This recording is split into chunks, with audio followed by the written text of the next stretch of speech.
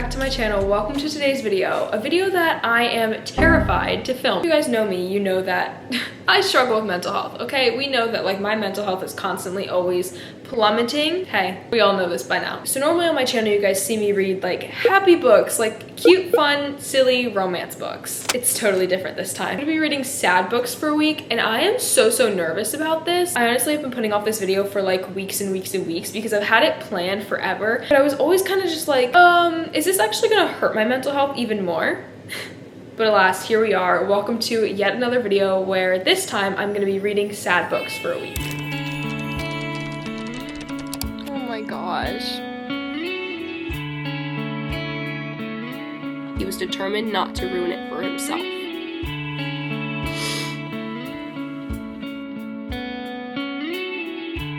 Even if that worry and obligation and responsibility was him.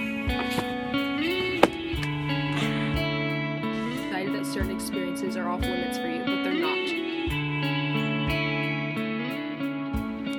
You could be healed from something, but never fully healed because you're always so terrified that you're just gonna get back into that spot. Oh guys, I'm literally gonna cry again.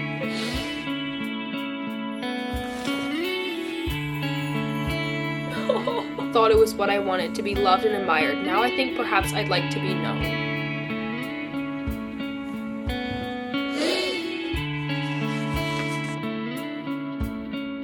Went through a war before, so they have some childhood trauma. I literally could cry. I want to literally throw myself against a brick wall right now. I'm so scared to flip this page. Oh my god, I hate crying on camera. This is horrible. I can't even read the quote. I feel it in my bones. I think I'm already crying. I need a minute. Okay, the first book I want to read for today's video is none other than, drumroll please, because I'm really excited for this book, A Little Life. I don't know if I'm like mentally okay to be sobbing at words on a paper, fictional characters, all of that right now, but we're gonna do it anyway because I just recently got this book and I'm so excited to read it. This is literally the only book that I want to read right now, so I will be reading A Little Life as my first book, hoping and praying this doesn't destroy me like it has with almost everybody else who has read this book. So a little bit terrified, a little bit scared, a little bit nervous, all of the above. Literally, if there was like a checkbox of adjectives of being scared, hey, all of them are checked off right now. I don't even really know the premise of this book. All that I know is that it's following like 4 college friends who have like grown up and moved on. I believe they all live in New York City right now, and it's just like following all of their lives together and how their lives are intertwined. And I'm really nervous. I'm gonna go ahead and start this book a little bit later today, so I will see you guys later when I start A Little Life. Please pray for me because I don't know how this is gonna go.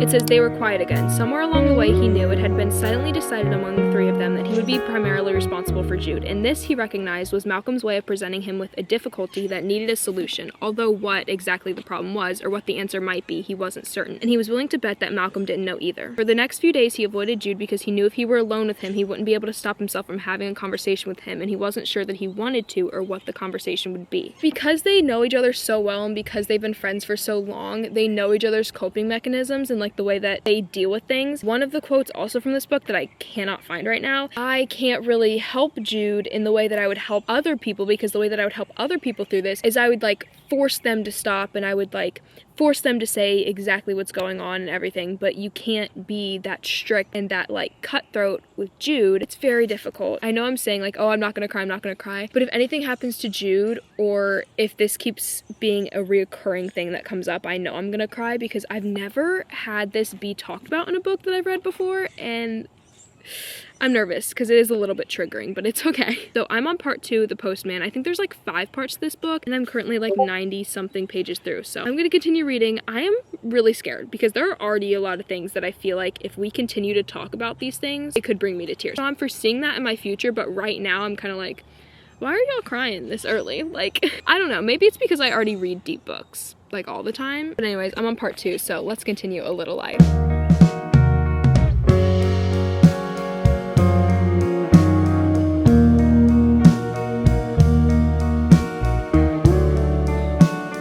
This I honestly feel like sums up my entire life, but he'd had years to learn how to keep his thoughts to himself. Unlike his friends, he had learned not to share evidence of his oddities as a way to distinguish himself from others, although he was happy and proud that they shared theirs with him. literally me. Like, I never want to share anything with my friends, but I want my friends to share everything with me. I'm like, no, like, tell me how your day went in like incredibly specific detail because I care, but also I don't ever want to share it with you because I don't want to feel like a burden. I need to continue reading, but wow. I'm literally sweating and dying right now. I forgot how like harsh tanning is. I'm trying to enjoy this book and I'm like dying from this heat.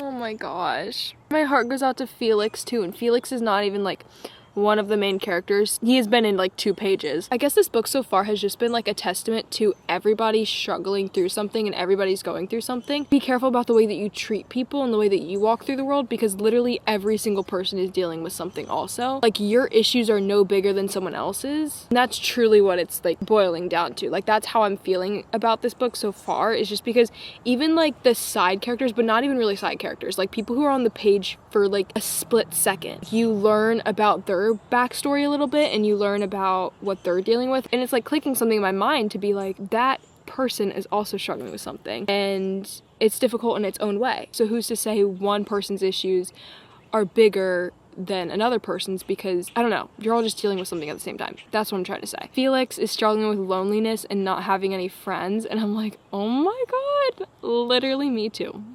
I have friends now, thank God, and I have really, really great friends now, but literally almost my entire life, I feel like I was Felix for like almost my entire life. Like, loneliness, no friends, feeling like people don't even understand you, like, and it's hard to like make friends and be happy in all this stuff all the time, because then it's like, oh, but that's kind of fake because I don't feel like this. Anyways, I probably won't even see anything else of Felix in this book because he's such a little blip in the story, but you know, ugh.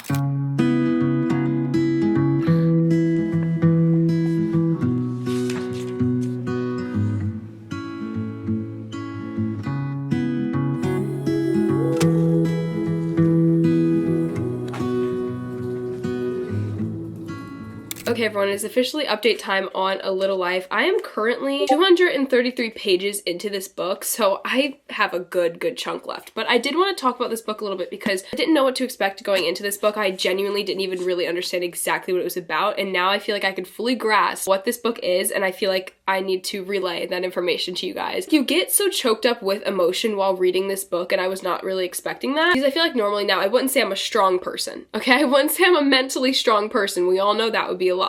But I do think that a lot of the times when there's like trigger warnings for certain things in books and very difficult hardships that are happening in books, I feel like I normally don't tear up at them, okay? It's really difficult to get me to actually cry at a book because I kind of just go numb at things. One of my like best friends who's also reading this book, I think she like just finished the book today, but basically I want to read the text that she sent because she put it into the literal most perfect words ever that I feel like I can't describe about the book. She said it's weird because it just felt throughout the book, and the more I read, that I was almost invalidating his personal space. Almost like I shouldn't know this stuff, but I felt like I grew up with him. I don't know, I could just see everything happening in this book just actually broke my heart. And that's genuinely how I feel too. Like, you feel like you're growing up with Jude. You're kind of just watching him go through all of these different hardships and you're like, whoa. I don't even know if I can like say the last thing that I teared up by because I feel like it would be a trigger warning, but just know Jude is a very, very numb person to the world because of the things that he went through, and I'm literally gonna start crying, but now that he's in this good place and he basically has adopted parents now, which that's not a spoiler at all, it's kind of like we know that, but now that he is in this better place, or as good as it can be, you know what I mean? I feel like it's so difficult to watch that go down too, because even though it's a happy moment, you know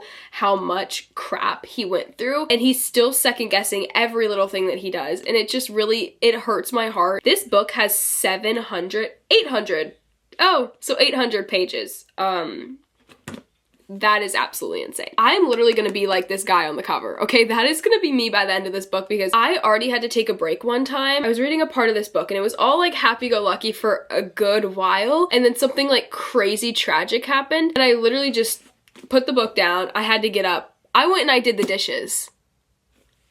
I don't know, I also feel like, as I said before when I was outside tanning, I think I mentioned something about this, is that I never read a book before with, trigger warning by the way, self-harm topics. The books that I read that kind of get a little bit close to that, they just have like suicidal ideations, but they never go into depth as much as this book is, and I'm really struggling with that aspect of it because I relate so heavily to it. Like the past version of me, I don't even think the past version of me would have been able to read this book. I'm glad that I'm able to read it now. If I picked up this book a while ago, I wouldn't have been able to do that. But what Andy never understood about him was this: he was an optimist. Every month, every week, he chose to open his eyes, to live another day in the world. He did it when he was feeling so awful that sometimes the pain seemed to transport him to another state, one in which everything, even the past that he worked so hard to forget, seemed to fade into a gray watercolor wash. He did it when his memories crowded out all other thoughts, when it took real effort, real concentration to tether himself to his current life, to keep himself from raging with despair and shame. He did it when he was so exhausted of trying, when being awake and alive demanded such energy that he had to lie in bed thinking of reasons to get up and try again, when it would be so much easier to go to the bathroom and untape the plastic zipped bag containing his cotton pads and loose razors and alcohol wipes and bandages from its hidden place beneath the sink and simply surrender. Those were the very bad days. This one's a pretty long one, so I'll try to go really fast. It says, as the months passed, this feeling dampened, but it never disappeared. It lived on him like a thin scum of mold, but as that knowledge became more acceptable, another piece became less so. He began to realize that she was the first and last person to whom he would never have to explain anything. She knew that he wore his life on his skin, that his biography was written in the flesh and on his bones. She would never ask him why he wouldn't wear short sleeves, even in the steamiest of weather, or why he didn't like to be touched, or most importantly, what had happened to his legs or back. She knew already. Around her, he had felt none of the constant anxiety nor watchfulness that he seemed condemned to feel around everyone else. Vigilance was exhausting, but it eventually became simply a part of life, a habit like good posture. I'm going to continue reading this. I'm going to try to get like halfway through the book today, so probably 500 pages in today, but I'll let you guys know how it goes. Let's go ahead, let's continue reading A Little Life.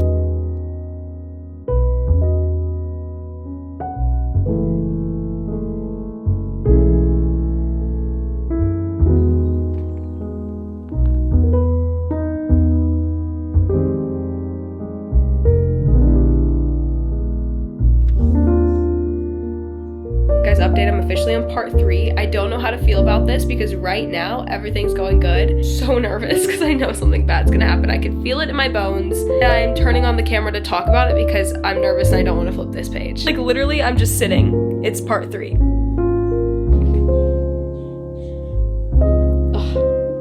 Understand what I mean now, but someday you will. The only trick of friendship, I think, is to find people who are better than you are, not smarter, not cooler, but kinder and more generous and more forgiving, and then to appreciate them for what they can teach you and to try to listen to them when they tell you something about yourself, no matter how bad or good it might be, and to trust them, which is the hardest thing of all, but the best as well. 1, that destroyed me. 2, I'm about to send that to almost all of my friends. Okay, glad we got that one figured out.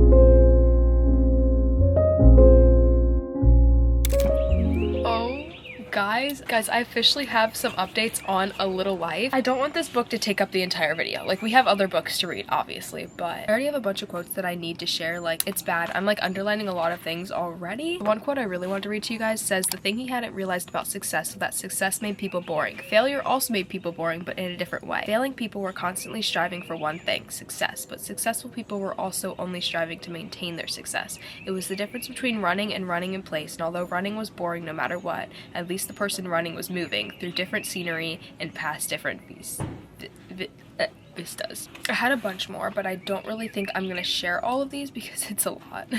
It said he wanted Willem to have everything he deserved, everything he desired. He wanted every day of his to be free of worries and obligations and responsibilities, even if that worry and obligation and responsibility was him. Truly gonna be a spot carved out of my heart for Jude forever. That's where I'm currently at in the book. I'm gonna try to get through a good chunk of it right now. I have like 20 minutes. I'm just gonna sit outside of the beach house. I just have not really had time to read. It's not that I'm not getting through this book fast. It's not that I don't want to read. I'm just like, I don't have much time to read, but I'm about halfway through it now. So let's continue reading. Gosh, like I know tears are gonna literally start coming shortly and I'm so terrified for that moment.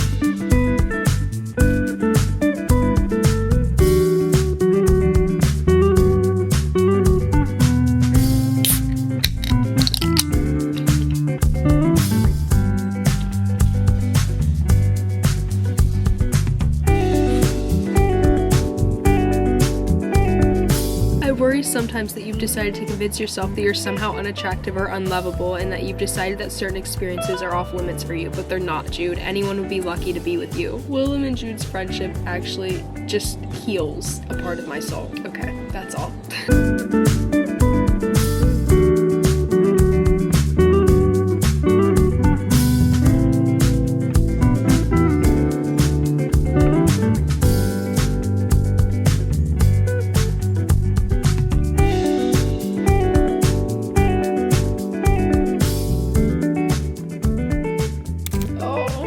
Oh my gosh, I literally, I sit down to film an update and I already get just a rush of sadness filling my body right now. Hey guys, update time. I finished A Little Life last night. Please, let's all take a moment of silence, okay? I literally didn't even turn on the camera last night. Like, when I picked up this book, I was like, oh, I'm just gonna read until I fall asleep. Oh, so I did stay up until like 2 a.m. finishing this book. I don't think I've ever cried harder. At its core, I just feel like it's one of those books that you could just relate to. I just feel like you could totally relate to all of these characters. Me, for example, I related to Jude the most. He is, like, I guess the forefront of this book in general anyway. I mean, I've already talked about it, okay? You guys already know at this point, and I don't like going in depth about my mental health struggles, but you guys know I have struggled with self in the past, and yeah, like, that's something that Jude heavily struggles with throughout this entire book, and I just think it's so difficult to read about, especially for me as someone who struggled with it. I feel like there's a bigger thing to be said about it, because you're not only following Jude, you're following his friends, his family, his background, like all of this other stuff, and you see how it affects not only him but other people around him. And then also, I feel like it just has a say on relapse, because you can struggle through things and then you can heal from them, but you can still relapse. And that's something that I struggle with literally so heavily. I feel like right now I'm like, oh, I'm happy, I'm healed, I'm fine. There's always like this thing in the back of my mind of like, oh, you're gonna relapse. So you can be healed from something but never fully healed because you're always so terrified that you're just gonna get back into that spot. I feel like this is one of those books that I'm just gonna urge you guys to read. And I know it's a pretty long book, okay? It's gonna take some time, but I do think that it's a very, very important book to read. So difficult for me personally whenever something is brought up about self-harm and depression and how like it affects everyone else around Jude and how they don't even know how to help him. Jude's doctor, Jude's best friends, Jude's parents, like nobody knows how to deal with it, so they all kind of just, I guess, ignored it. But it's like they're not ignorant, they know what's going on, they're trying to help him, but they don't know how. I don't know, I'm just like, whoa, like, is that how other people felt at that time of my life? And if so, I literally oh guys, I'm literally gonna cry again. Guys, I underlined this and I have to share it, unfortunately. It says, I walked downstairs towards the beach and then through the dunes, feeling the sort of rage that comes with the realization of one's gross inadequacy, of knowing for certain that you were at fault. It was the first time I realized that as much as he was two people around us, so were we two people around him. We saw of him what we wanted and allowed ourselves not to see anything else. We were so ill-equipped. Most people are easy, their unhappinesses are unhappiness, their sorrows are understandable, their bouts of self-loathing are fast-moving and negotiable, but his were not. We didn't know how to help him because we lacked the imagination needed to diagnose the problems, but this is making excuses. And this quote's a conversation between Harold and Jude. It says, Jude, I said, why do you do this to yourself? For a long time he was quiet and I was quiet too. I listened to the sea. Finally, he said, a few reasons. Like what? Sometimes it's because I feel so awful or ashamed and I need to make physical what I feel. He began and glanced at me before looking down again. And sometimes it's because I feel so many things and I need to feel nothing at all. It helps clear them away. And sometimes it's because I feel happy and I have to remind myself that I shouldn't. Also, I know I keep ranting, but the last thing that I want to say, Caleb, count your days. Count your days. When I find you, literally, I've never been one of those influencers who's like, oh, boxing match, me versus, you know? Me versus Caleb, let's go. Get in the ring. He's done for. If Caleb existed in the real world and was standing in front of me, oh my god, I would one, sock him in the face. Sorry if anyone's watching this and named Caleb. I feel like I'm like really hating on you. But Caleb, count your days. That's all I want to say on A Little Life. I feel like it's pretty obvious, but I'm rating this book a 5 stars. I could literally just cry thinking about it. So we need to move on to the next book. Okay, we have like 2 options for the next book that I can read. Don't know which one I want to read, and I feel like both are going to equally destroy me. So let me show you the options. We can either do The Nightingale by Kristen Hanna or The Women by Kristen Hanna. The Women is a little bit of a longer book, and I I just read a really long book. The obvious option is The Nightingale because literally everybody and their mother cries at this book. I also don't know how I feel about reading about war. So that's why I've been very scared of Kristen Hanna books for the longest time, because do I look like someone who wants to read about war? I think I have to pick The Nightingale by Kristen Hanna. I feel like this is just the obvious answer. The only thing that I know about this book is it takes place in, World War II, and that's about it. Let's start reading The Nightingale by Kristen Hanna. I feel like this smile is not gonna last for long.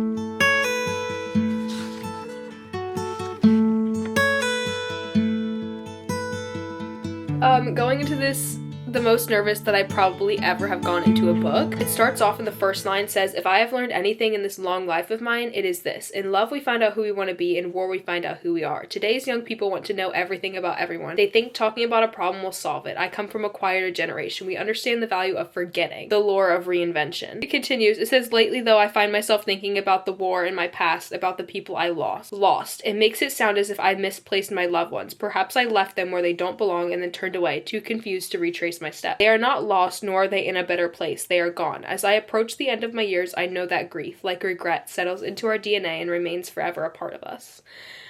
Why am I about to cry? Guys, 1, I'm not in a mental state to do this right now. 2, anytime a book even brings up grief, oh, it's like literally the end of me. Like, I will be ended. Oh, why am I tearing up on the first page? Literally page 1. Hey, so we're still on page 1 right here. Why is Bryn already crying? Okay, just the line, "I know that grief, like regret, settles into our DNA and remains forever a part of us."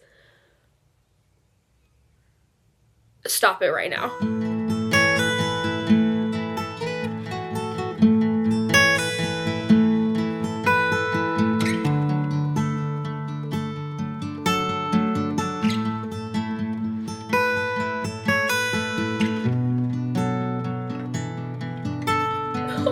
Thought it was what I wanted, to be loved and admired. Now I think perhaps I'd like to be known.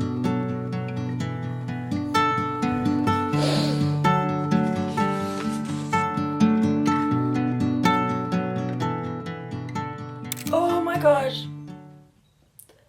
I feel like I've been reading for ages. I have updates that I want to give you guys really quickly of The Nightingale by Kristen Hanna. First and foremost, I don't really think that I explained this book well enough when I first was going into it because I really didn't understand what it's about. Now I am currently 106 pages into it on chapter 11, so I feel like I have a better grasp of what this book really is about. Following these two sisters who went through a war before, so they have some childhood trauma that gets brought up now because now another war is occurring. The book is taking place during World War II, and basically Vianne has a daughter. She's the older sister, so you're kind of seeing her go through it, and she's more so the sister who's hunkering down, staying put, and then Isabel being the younger one, and I would just describe her, I guess right now, as more naive. She's kind of like going out and actually fighting for this war. Unfortunately, I feel like if we get into a lot of war talk, I'm just gonna get kind of bored and like, I don't really care, and I'll probably skip over those parts. I don't think I can read about war. I don't think that I'll be too entertained on that front, and I'll probably just get really, really scared and anxious, so I'm not really gonna read a lot about the war. I'm gonna continue reading because I'm on chapter 11 right now, and this book is going by fast. I feel like I'm just reading it really fast. The writing is pretty easy, even though there are very, very heavy quotes. We're not super deep into the war right now, so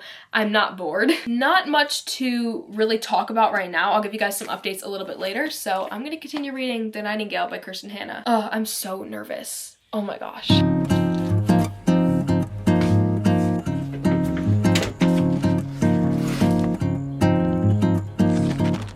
Hello everyone, I'm filming this audio through my phone because I cannot figure out these mics literally to save my life. If someone could please send help, that would be amazing. Like, what am I supposed to do with all this? What is a girl to do? So I'm just gonna use my phone because it's pretty loud out here with all these birds chirping. Sorry about all the background noise, but I have updates on The Nightingale by Kristen Hanna. I feel like I can't even speak on this book because, oh my gosh, whoa, like, do you guys actually see how choked up with emotion I'm getting? I'm more than halfway through The Nightingale right now. I'm currently on page 248, chapter 22. I literally could cry. I want to literally throw myself against a brick wall right now. that is how I'm feeling. It's going through the war, but it's not really following the war. It's following the impact of the war, which I feel like just makes it so much harder to read, because I'm sitting here and I'm like getting choked up with emotion over the simplest things. Like, it's just the way that people start thinking differently because of this war. It's the way people start acting different, and it's just, you're seeing the effects of the war instead of the actual war itself. If there was a war going on, I feel like I would be doing what Vianne's doing, and I would be thinking the way that Vianne is. I wouldn't be one of the people to take action, okay? Just gonna put it that way. I've just been flying through this book. It's a pretty, like, not easy book to read by any means, but I feel like it just grasps your attention. I'm getting through this book pretty fast, so I'm gonna try to finish this today. We'll see how far we can get through. So let's continue reading The Nightingale. Oh no, I'm so scared to flip this page. Oh my god, I hate crying on camera. This is horrible. If I hug you, I'll cry, and I can't cry. Literally. Hold on. I'm shaking. I can't even read the quote. The silence turned sour, thick. All Vianne could think about was the sound of this child's laughter and how empty the world would be without it. She knew about death, about the grief that ripped you apart and left you broken forever. She couldn't imagine how Rachel was still breathing. If this was any other time, Vianne would sit down beside Rachel, take her hand and let her cry, or hold her, or talk, or say nothing. Whatever Rachel needed, Vianne would have moved heaven and earth to provide, but she couldn't do that now. It was another terrible blow in all of this. They couldn't even take time to grieve.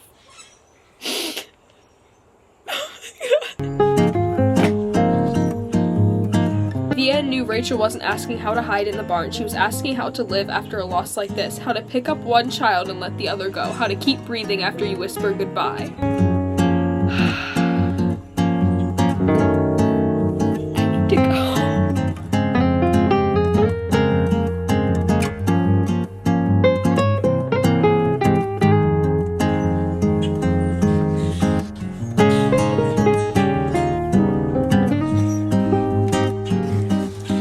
It says Vianne hated what she saw in her daughter's eyes right now. There was nothing young in her gaze. No innocence, no naivety, no hope, not even grief, just anger. A better mother would shape that anger into loss, and then at last into the kind of memory of love one can sustain, but Vianne was too empty to be a good mother right now. She could think of no words that weren't a lie or useless.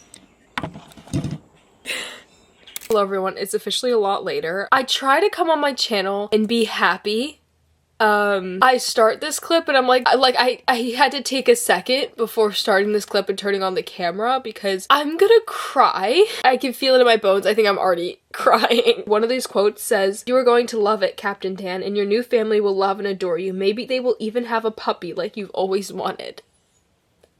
After a war, they're like, hey, maybe there is a bright side. Maybe you'll get a puppy. Screaming, crying, throwing up is the definition of me right now. Truly, if I collected the amount of tears that were shed, not only during this book, but the first book of this video too, you'd have enough to literally support me for the rest of my life. I don't think anyone has shed this many tears in a lifetime, and I'm doing everything in my power to hold myself together for this video. Currently on chapter 38. I believe that this is the last chapter. It's either the last chapter or like we're really close to the end because I know it in my bones that we're to the end. Okay, it looks like there are 2 more chapters. I'm gonna continue reading, but I just wanted to read these last few chapters with you guys so you can watch me go through the pain. So currently on chapter 38, 2 more chapters left. You know what I learned in the camps? Vianne looked at her. What? They couldn't touch my heart. They couldn't change who I was inside. My body, they broke that in the first days, but not my heartbeat. Whatever he did, it was to your body, and your body will heal. She wanted to say more, maybe add I love you, but a hacking cough overtook her. When it passed, she lay back, spent breathing shallow, ragged breaths. Don't talk about yourself in the past tense, but I am past tense, the girl I was. ... She's not gone, Isabel. She's sick and she's been treated badly, but she can't be gone. She had the heart of a lion. Now you're speaking in past tense.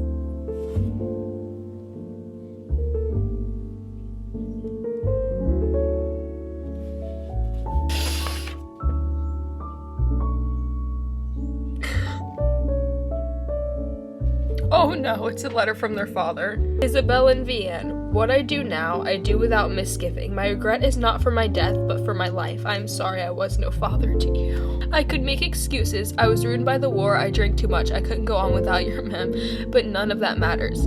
Isabelle, I remember the first time you ran away to be with me. You made it all the way to Paris on your own. Everything about you said, love me, and when I saw you on that platform needing me, I turned away. How could I not see that you and Vihan were a gift had I only reached out? Forgive me, my daughters, for all of it, and know that as I say goodbye, I loved you both with all of my damaged heart.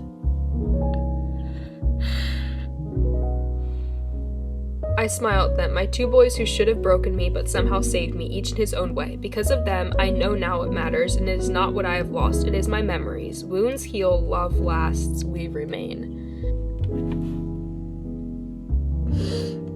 I need a minute.